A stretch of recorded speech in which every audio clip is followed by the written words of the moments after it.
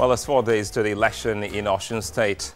Guess what? We're changing the narrative. Now, politicians must now talk to the people. The electors are yearning to hear them all, one after the other. So it's just not enough to dance in a carnival or even sing and compete with young Nigerians on the next dance steps. Now, talk you must, speak you should. Is after all these, you can dance, sing, party, and that's if and when you're successful. TVC will have, as usual, a debate session with the candidates. It's happening on Thursday at 6 p.m. Watch out. And hey, our election studios will be open on election day. And I'll be there too. Women on my mind. Yes, women and how far they've gone in Nigeria's politics and national development. What's the vibe you get across your neighborhood? I've got something special for you on A Little Snack today. That's close to the end of the show. Well, a never-before-seen photograph of someone you just might know. It will crack you, it just might shock you, it just might make you wonder. Well, enough said. Stove on, pot on fire, it's cooking time.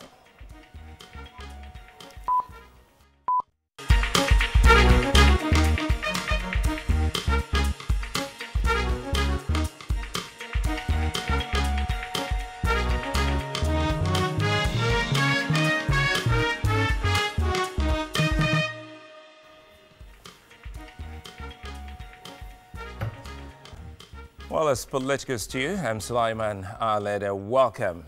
Now, President Buhari landed in Osun State today, of course, to campaign. Well, we'll leave it at that. Now, for now, the PDP hasn't a consensus candidate. Sokoto State Governor, who's also a presidential aspirant of the PDP, Aminu Tambuwal, has thrown the veils open over the plans of the party. Now, Governor Tambuwal on a visit to Kebbi State as part of his nationwide tour of the PDP, places and so many other places. Well, he said that the PDP is yet to agree to a consensus candidate. He revealed if there is a consensus candidate, the party will have to settle for a primary election. Well, anyway, you can watch us live on the go at tvcnews.tv/streaming. We're also live on YouTube, TVC News Nigeria Live, and youtube.com/politicalstew. Watch us live on Facebook and visit our website, politicalstewng.com. And the big one, Political Stew, now has a mobile app for updates on the program and news on politics and national development. You can find that on the Google Play Store and download. We'll take a moment and we'll return shortly. Stay with us.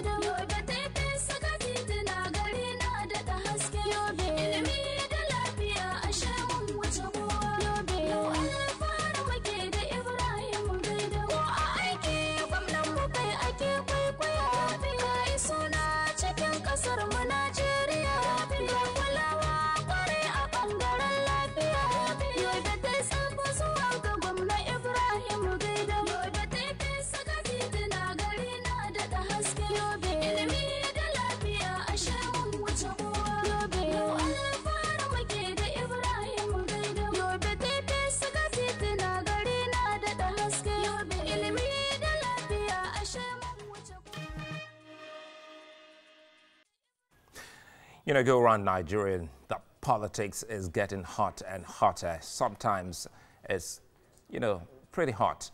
But today we're looking at, well, one beautiful thing about Nigerian politics and its development, and see what joy it is to get into the political fray. Being a woman. Women in politics is something we're looking at now. And we're asking the big question, how has it been? Is it a case of those who are running the affairs of this, you know how they say it, whether you have your own political godfather or godmother somewhere? Well, joining me now today on this show is Nina Jemitola. Good to have you join us. You're a former commissioner. You know, sometimes it's a mouthful. Twice you were a commissioner, you know, overseeing two different ministries. Yes. Women Affairs and Arts, Culture and Tourism. And Arts, Culture and Tourism in Edo State. Yeah. Well, good to have you join us on Political Stew. Thank you. Thank you. I was actually going to bring the apron so that we can actually do some cooking. But again, let's talk politics. Okay. Tell us how it's been like, you know, coming into politics. You were first outside the country before you came back home to vie for elective office. Yes.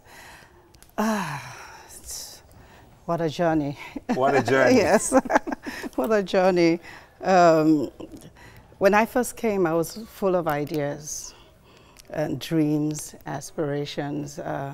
When you leave abroad and you want to go back home, you don't dream of the city, you know, because you've seen so much of the city abroad that all you want to do is, if you're from a rural area, go back to your rural area and enjoy what you've missed for so long, and then see what you can do, you know, about actualizing your dreams.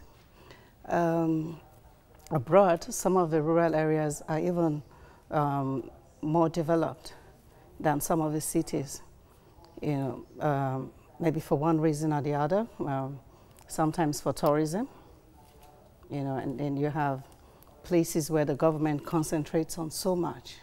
And I thought I could bring that to bear, particularly because I came from, or rather I come from, an area that's very rich in natural resources.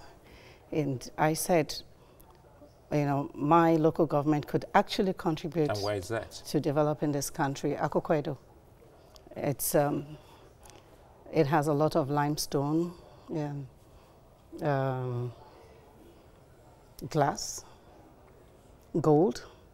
It actually has the best gold in Africa. There is gold in Yes, Akoko Edo? a lot of gold in Dambala, in Akoko Edo, and several other areas, also saw, and many other villages there.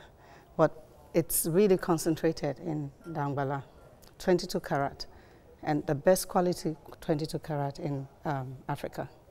And limestone, of course, we have very good quality limestone. The cement factories in Okula are constantly taken from us. Kaolin, Fespa, you know, so many, granite. It's abundant there. So you know this much about your people and your environment, your locality, and when you settled in and you said you were going into politics, when you made that announcement, how did it go with the people?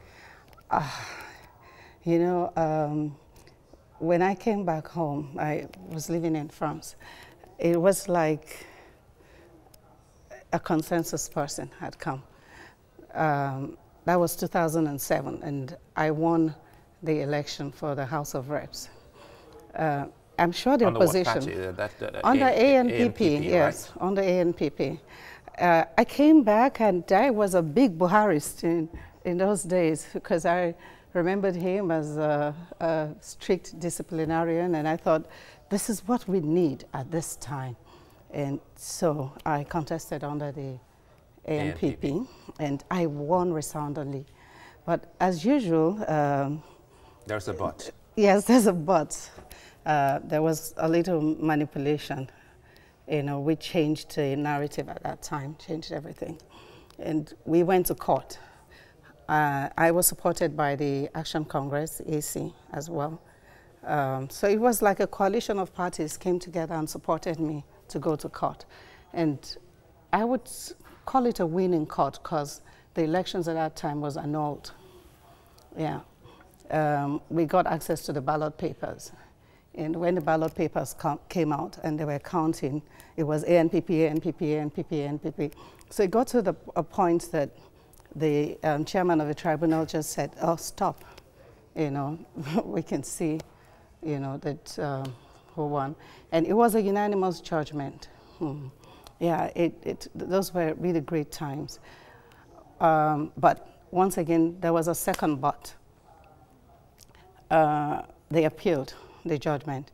That was the PDP. I defeated Colonel Akugon at that time, you know, and there was this popular judgment at that time. There was an old, for technical reasons, they claim, and that we filed 1 day out of time. They went back to my petition at the lower tribunal, the judge at that time, and knocked out the case. So, yeah. On technical grounds? On technical grounds, yes. Since after that episode, did you try at any point in time to vie for election again? Well, in 2011, but I continued to live in the village, you know, continued to do things for my people. You were staying in the village? Yes, I still do live in the village. So you're not the kind of politician, like in my neighborhood, I had politicians, I'm talking about my neighborhood here in Lagos, once they get into office, because I stay in the hinterlands of Lagos, so when they get into office, they move and they leave us to the debt road and so many other things. So you lived in the village? Yes, I live in my village of Ososo. Was it because... I don't want to put a gender to this. Was it because you're a woman? Why did you choose to live in the village? Because a lot of other politicians like yourself would have moved to the city. I love the village. Even if I work in the city, the village would always be my first address. I would always, like when I was commissioner, I went home most weekends. Yeah, I can't imagine life without the village. But you're a member of the APC as we speak. Yes, I am a member of APC. And you're contesting for the House of Representatives. Yes, and then in 2011, I was going to contest again, but the party decided to shake things up, and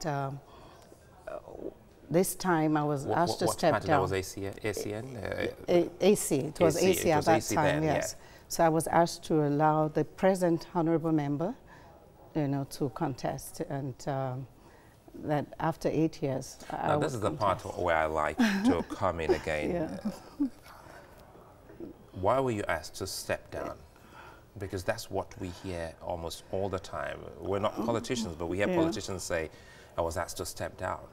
Well, I guess, well, you see, sometimes us as politicians, we have our own ideas, but the party is thinking differently. I guess that's what happened then. And I was actually told to take the ticket for the House of Assembly, which I refused to because I thought it was wrong. I mean, if I wasn't getting my own ticket, I didn't need to take anybody's ticket.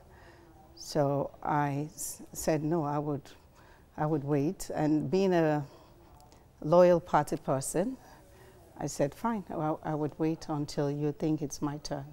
Now let's come back to the present day, because whoever, you said the lawmaker at that time who was actually going for that same position, you were asked to stand down for him. It was a he, right? Yes, he was going for the Senate, but because somebody else... was already there.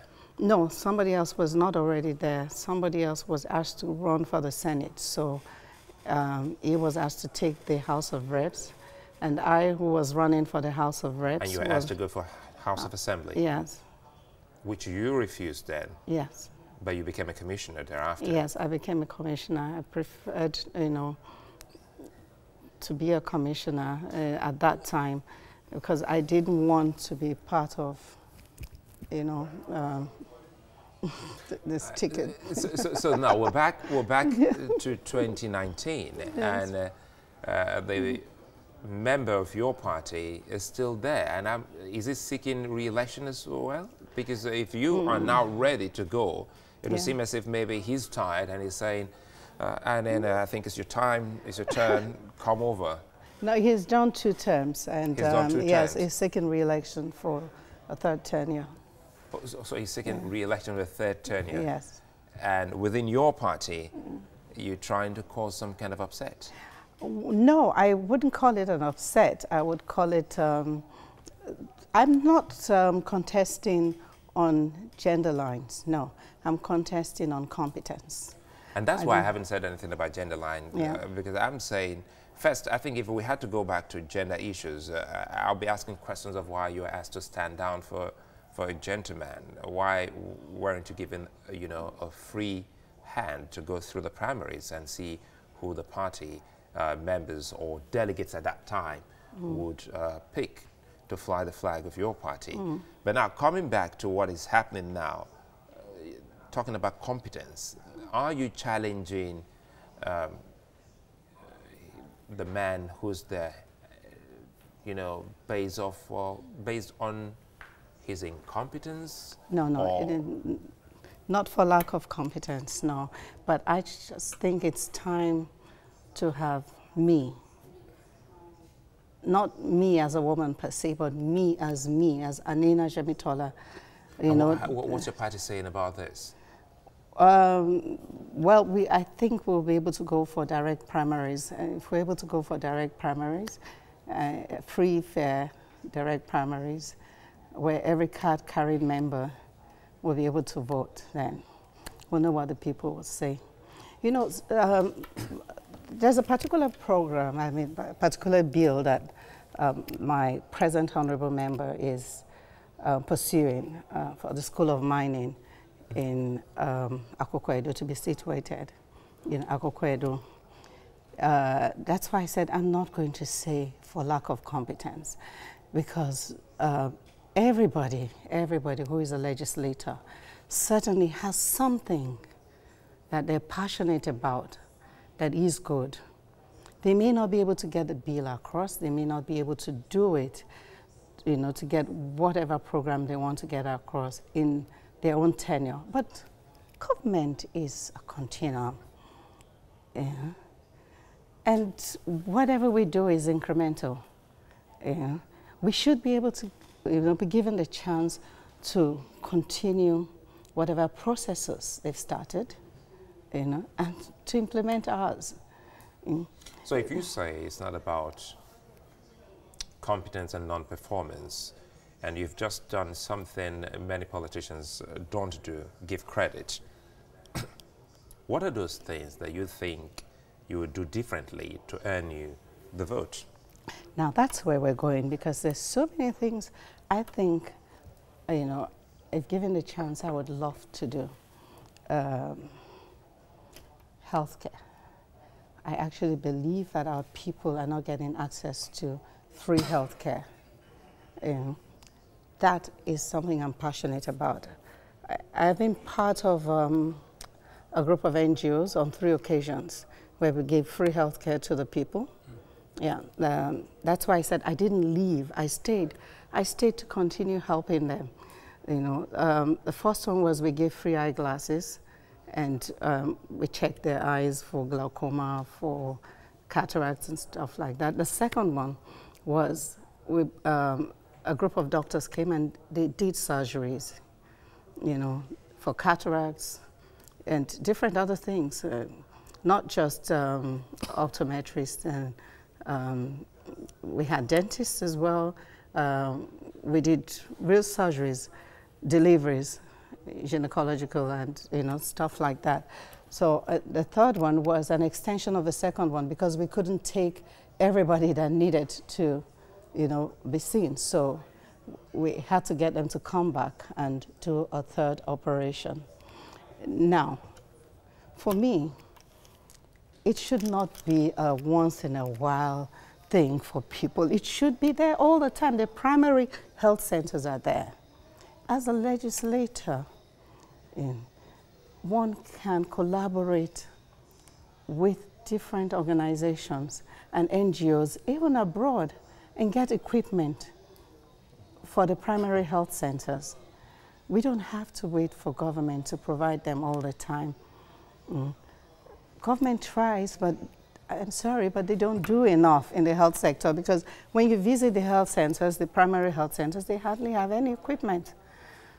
So you collaborate with the NGOs, they get the equipment, you know, that's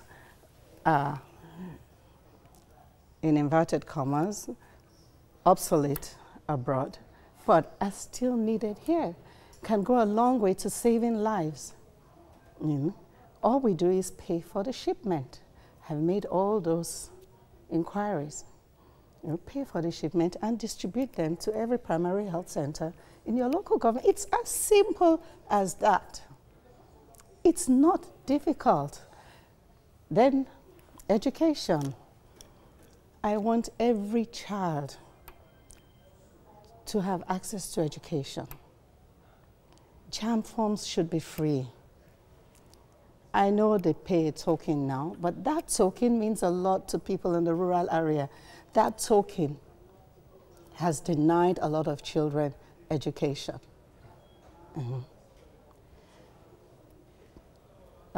Tourism. Akoko Edo is beautiful, absolutely beautiful. The hills, the mountains. You're from Edo North. I'm sure you've probably heard about. If I knew there were a lot of gold in your neighborhood, I think I should have been there and not sitting down here. But now let's talk seriously about. Yes.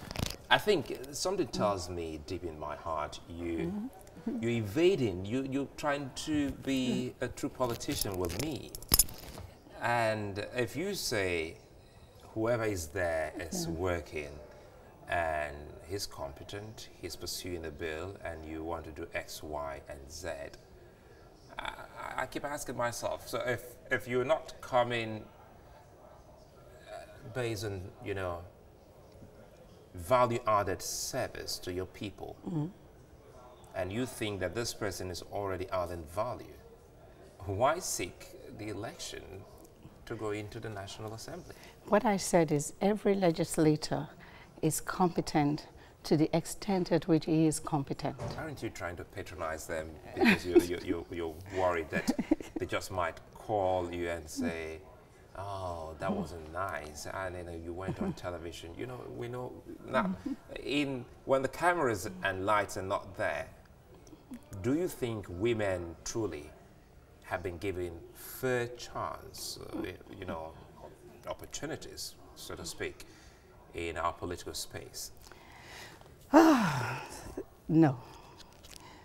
There are only 5 women in the House of Representatives now, and I know there are many more that are competent that could be there and serving their people. And you know, when women are given a chance to represent, they put in their body, their soul, their might, everything.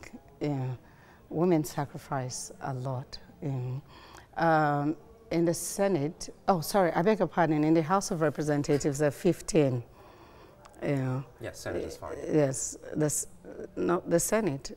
Yeah, you have how many of them?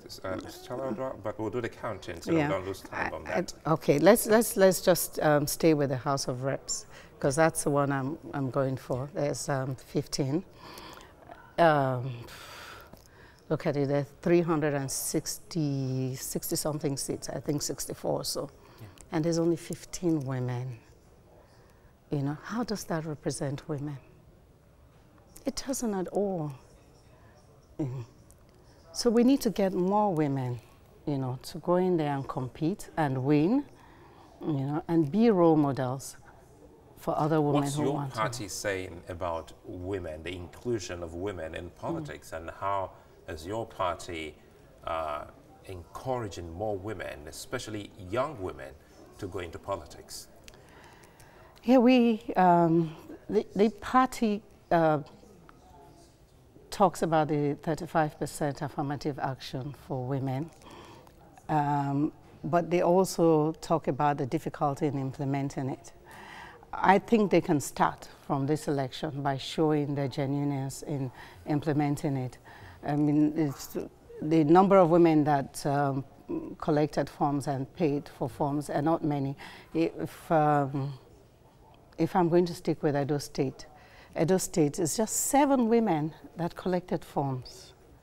7. Because your party put some kind of humongous fee.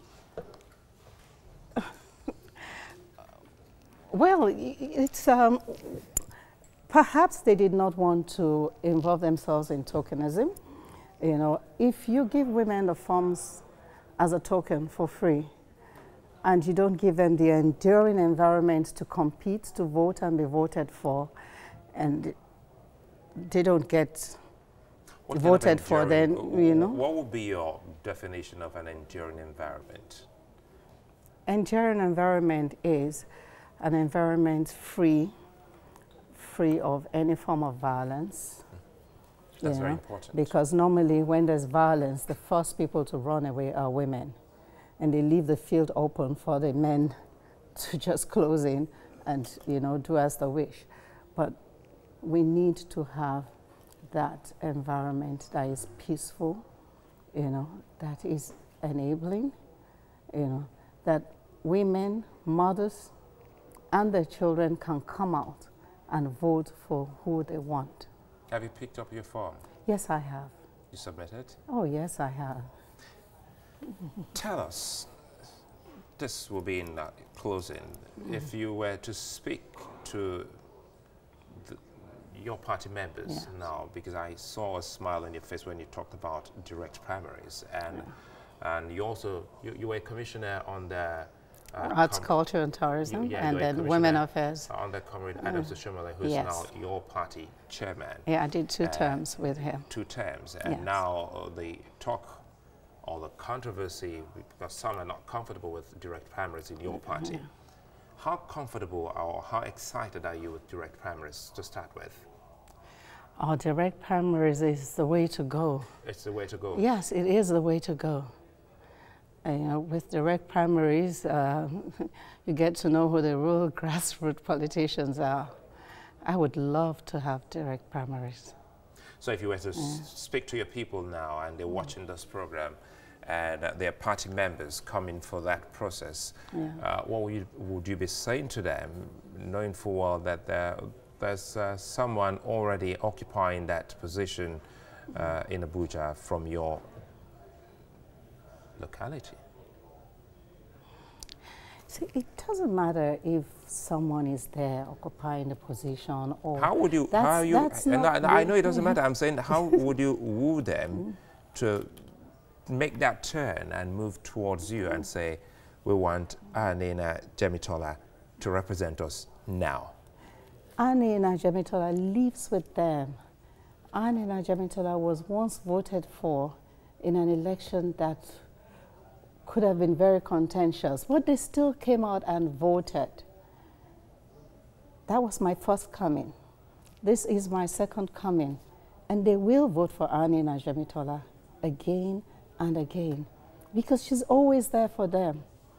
And they know that I plan to develop Akoko Edo. When you come to Akoko Edo now, as it is, I've been doing tree planting, preparing Akoko Edo for tourism. I think Ososo in Akoko Edo is the only place, the only community where the streets are tree-lined from the beginning till the end, just like you see abroad. Like a boulevard? Yes, like a boulevard. Yeah, when you enter Ososo, right from the roundabout at Oja, all you see is trees on a straight line. I've been educating them on sanitation, on beautification, on deforestation, on getting their kids to go to school, no excuses whatsoever, on making sure that they don't joke with malaria, on infant mortality. I've been telling them the industries, we have over Edo now as it is. I've been doing tree planting, preparing Akoko Edo for tourism. I think Ososo in Akoko Edo is the only place, the only community where the streets are tree-lined from the beginning till the end, just like you see abroad. Like a boulevard? Yes, like a boulevard.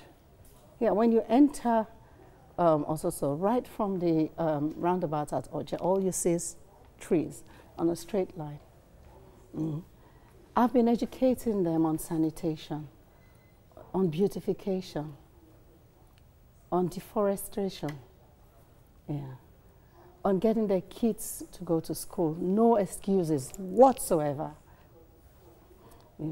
on making sure that they don't joke with malaria, on infant mortality.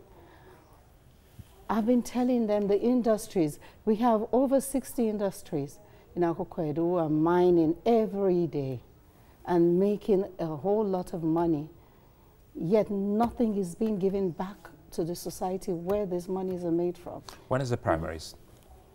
The primaries on the 3rd. Of October? Of October, yes. So after that, we hope to have you back again here. Yes. To talk more, since you say you'll win and win and win, win again. Yes. Best wishes. Thank you so much. Thank you so much. We'll take a moment, and when we come back, we'll be talking to someone who understands how politics and politicians run their games, who wouldn't dare hold back anything. She's got her experience, and she's worked with a politician, and she'll be sharing with us how it is, whether women are marginalized or not. Stay with us.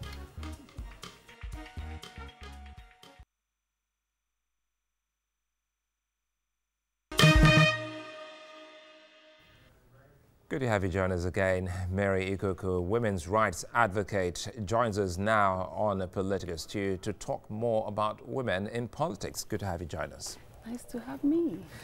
We just spoke with Jemitola and Nina, and it's about women in politics.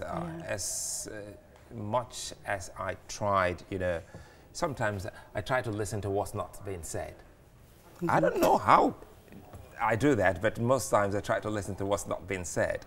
So tell us your experience so far, because you've had a principal who was also in politics. Perhaps if we go through all of that before we get to look at what you're doing for women, that can also help us better situate what the problem, if there are, because I had a conversation and I've gone through your work, and I see that you believe that there is a big problem with women.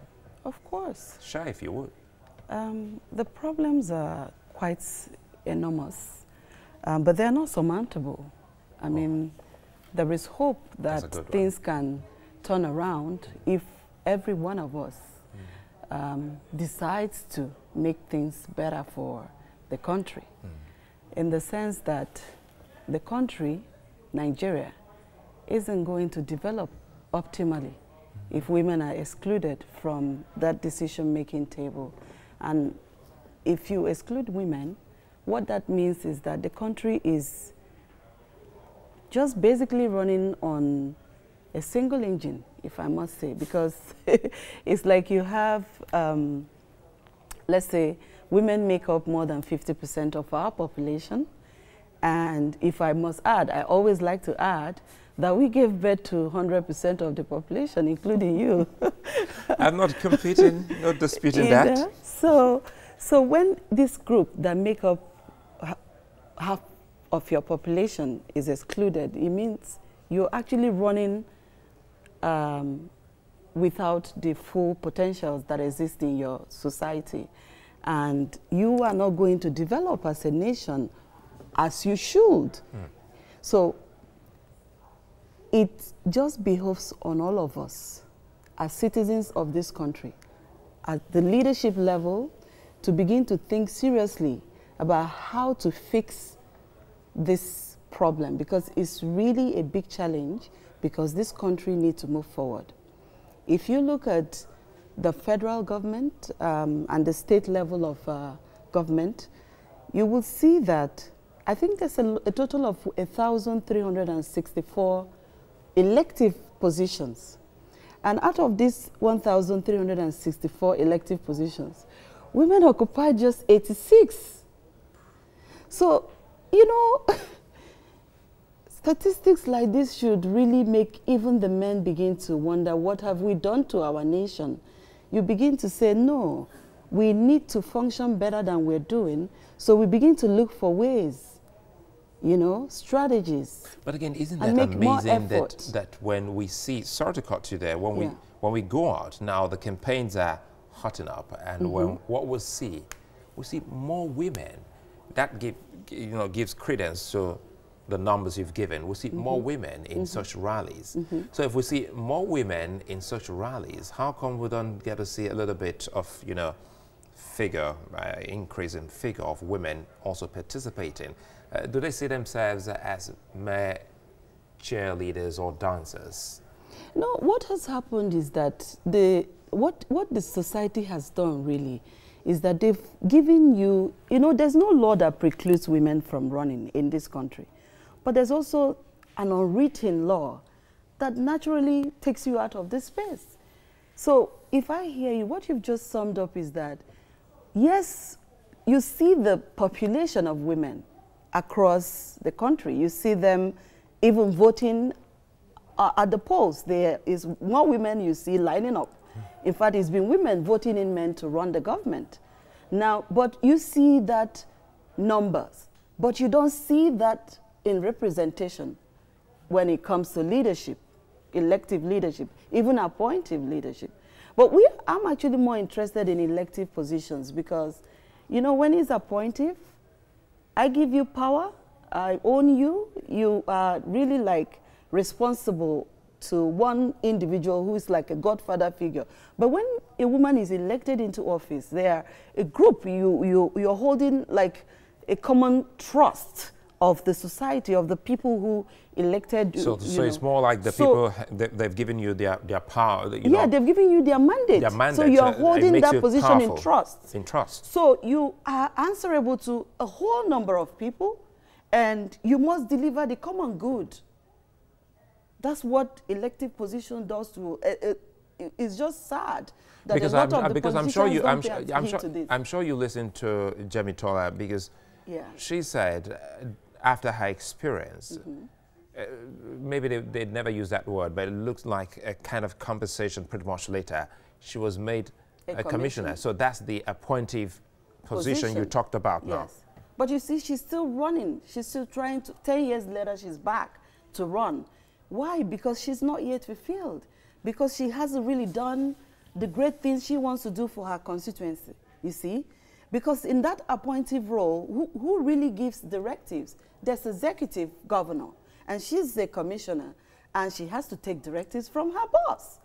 But if the people have sent her to the house, you will see that woman ensuring that her people are well represented in the house. And look at all the beautiful things she said here. You think all of that, that shows a woman who has really, she has her eyes on the ball, and she's really working towards achieving her goals. But you see, from her experience, she's been excluded without her even realizing what has happened. So maybe it just hit her 10 years later, and she's back. And that's the thing about women. We never give up. I know you work with a lot of women, and you're also a PR expert and a media strategist. You know, once in the life of our nation, you had worked with someone, a woman, seeking elective office. What was the experience like? Because I've never had you on a program to, to ask you this, because it's something I've been yearning for, and I'm so excited you're here on the show today. You know, when you have a woman on the job, she gives her whole heart into that job. I don't know what it is, but it's like women do these things because they want to prove a point. They just want to prove that it is possible. You see, I always tell people that women, if you want something said, call a man. But if you want something done, get a woman, and it will be done. And it's the same thing in politics. And you can see a reflection of all of this in our political system. They are not delivering the common good. a lot of the leaders, you know. But we can change these things by doing the right thing. And I don't think that is even enough to say, women, we have given you free forms. My late boss of blessed memory, one of the best women Nigeria has produced, she was a great brand. Her DNA was so up there, you know. She, working with her, I saw a woman who, did she really sleep a lot of times? No. If there's something that needs to be done, Dora will, Mrs. Akunyili will be up until it is done. And that's the passion that women bring to the table, to the job, to their role, even to their families. I must say something here that even I think that Nigeria is female. The earth itself is female. And that's why you hear things like Mother Earth. It is never Father Earth. Okay, and right now, we can seek to change that yeah, much later. It's Mother Earth. Father Maybe Earth. they will change that later. And now in Nigeria, I think the Mother That Earth doesn't is sound good. the Mother Earth is really screaming that this country is going really deep down, and we need more women on the table to fix a lot of things. I know you've been doing quite a lot lately in your advocacy, training women. How is that coming on? Oh, well, it's coming on really well. But, I mean, first of all, the testimonials. We try every training to get testimonials, feedback from these women. And the training, I mean, it's one thing for you to have money to run for office. And another thing is for you to have the right strategies, to know the things you need to do when it comes to developing your communication strategy, because communication is critical to the success of any electioneering campaign. And then you need to develop a campaign strategy. You need to design your fundraising plan. How are you going to raise money to run election? Money is a big issue in in politics. I'm looking at some of those clips my producers was just putting out there in some of your training we were able to glean. Yeah. Did you also tell them some of these problems and give solutions? If you're talking about money, which is very, very important in our own politics, yeah. What were those things you said to these women and how they can surmount the problem of money in our politics? Fundraising is one way they can, run a good campaign, but they need to know how to raise funds, because the position of the woman and their role, their primary role or biological role, already puts them at disadvantage in terms of having a lot of money, you see. So while men are building their political war chests, the women are probably raising children, giving birth, and by the time they come up to really be integrated back into the workforce, they've come of age and they really want to run for office. They may not have that much deep pocket. And that's where we're having a big challenge with what these current political parties are doing with the hike in price of their forms and all of that. I am not one to call for free forms for women. If you say that is the way you are supporting women, I think that is tokenism. Because I want a situation where women should be able to pick their form. But form is a paper. It's a paper. Is it made of gold? This is paper. So what is in that paper that will make it cost 45 million? I think the political parties need to find more creative ways to make money than this selling of forms that excludes genuine people, men and women who want to serve this country. You see? So when you give women form for free, as a certain party have claimed that they do, but they really don't give them forms for free. We found out running this program and listening to the aspirants in our network, they really don't, a lot of them do not give them, the ones that claim they give them forms for free aren't really doing that. So they pay for expression of interest, they pay for that. Is that a scam? I don't know what to call it, but they give them like 50%. 50% isn't free. I am not I don't preach for free forms, because if you don't pay for something, you don't know the value. But you shouldn't say it's free when it's not free. But don't say it's free when it's not free. But if you give me, if I pay for my form, I will go to every delegate. I would make sure that I work hard to win my primaries. But when you give me a form for free, you know, it is very easy for you to tell me, after all, you didn't pay for the form. Now, what is your own? You have nothing to lose. Mary, calm down. We will dash you commissioner. What is that? We need to move this country forward, bottom line. And the only way we can do that, and one of the best ways we can do that, is for this country to start, in fact, it has become an emergency, to start taking from all the resources that exist in the women of this country. This training we're providing is very important for us because where you don't have money, you must have strategy to win election. A lot of the politicians in this country cannot even design a campaign plan. They do not have, most of them do not have the winning strategies.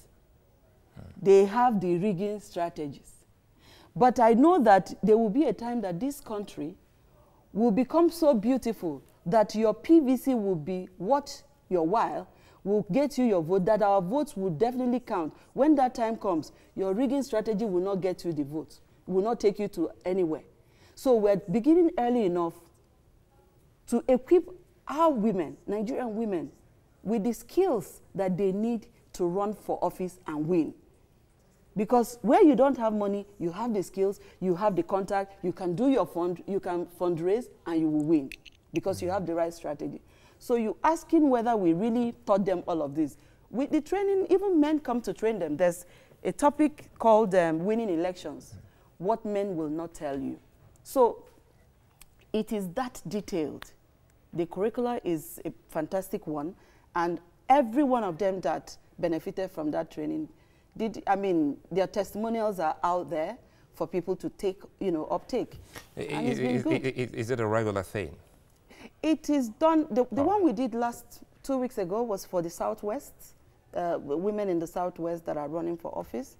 By next 25th of this month, there's supposed to be another one in the FCT for women in Abuja, Kogi, Nasarawa, Niger, all of the environs. So it's going from one region to all 6 geopolitical zones. So it's like a train? Yes, it's a train, and it's a very successful train, and it's moving, and everybody that wants to win election, the woman must get on that train and get trained. I think we should have more of you come to talk to us and possibly talk about outcomes, especially of those people that have attended such a workshop and training maybe in the days ahead. Many thanks for spending time with us here, Mary Ikoku. We'll take a moment. We'll come back for our latest snacks.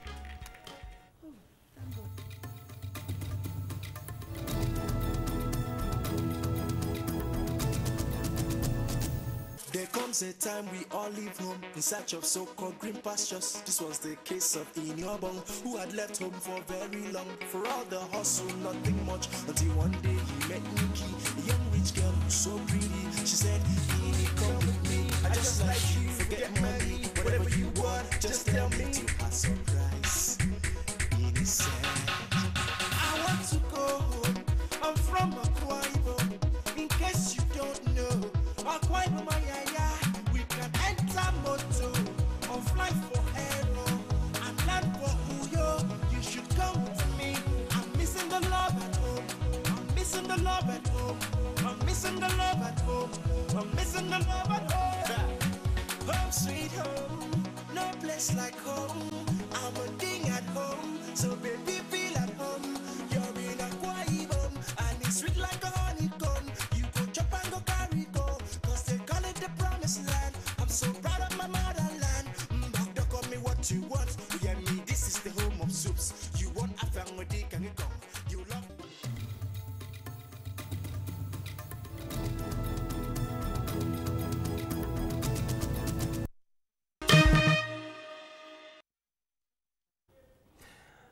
Now time for our piece of snack before we go. Mrs. Kemi Adeosun has resigned. That's no longer news as Nigeria's finance minister on Friday, the 14th of September. Now, this was exactly 69 days after an online media platform, Premium Times, broke the news of her not possessing a genuine NYSC exemption certificate. Now, the news of her resignation shook the airwaves as it had done when it first broke. There have been so many commentaries and analysis on the certificate. Now, the NYSC scheme, the government, and even her institutions. Now, as usual, there is a sharp division amongst commentators on what should be the next line of action. Now, for some, she should be prosecuted and made to refund all she's earned, and as a minister and even as commissioner. Many have equally argued that she is a victim of a failed system, that indeed we all are. This school of thought has gone up far as letting us know that, like J.P. Clark's The Casualty, we're all victims. Now, they claim that many are guilty of parading fake vehicle particulars like driver's license, insurance, vehicle license, and even international passports. Others have echoed that Kemi herself alluded to in her resignation letter that she presented the same certificate for screening at the Ogun State House of Assembly, the DSS for security clearance, and the National Assembly for screening. Now, some have questioned the relevance of the NYSC scheme, while others think it is time to review the act, especially as it relates to foreign students. While for some, Mrs. Adeosun should take all the blame, and as far as they're concerned, she committed a crime and should face the consequences because ignorance is not an excuse in law. I'm not here to pass judgment on her or anybody at that because I'm not a judge or a jury. What I'll say, however, is that there are valuable lessons to be learned from this whole saga. We should be very circumspect about certain things, especially those things we leave in the hands of trusted associates. So, who is that officer or officers who helped in fixing this certificate? Who gave out the contract? Was she being blackmailed by those who fixed this document for her? Are you as concerned as I am that there is something fishy about this whole mess? If I have a fake document, you wouldn't know, except you're part of those who probably know about it. Well, it is very sad and unfortunate that we lost one of the most reformed-minded and high-flying minister in this government. Well, you can argue with that fact, yes, to what could obviously have been avoided. But as I say, the law is the law and it must take its course. Now to the icing on the cake. If you ever thought that a lot of people, or I never served Nigeria, I mean, thinking maybe my NYSC certificate is fake, my producer has something special for you. Now, look at these photos. My heart is pounding, never seen photos, never seen, never been released, and I thought that was someone else, looking like a scarecrow. But anyway, it shows that if you thought that my own certificate was fake, I want to see more of that. Perhaps these pictures aren't fake, and they were taken many, many years ago somewhere in a place called Sharon Camp in the heart of Ebonyi State. And we're hoping that in the days ahead, the government will look at so many things to see how they can stop all the fake documents running around offices looking like genuine. That's a wrap on the show, and I'll leave you with those images. I'm out.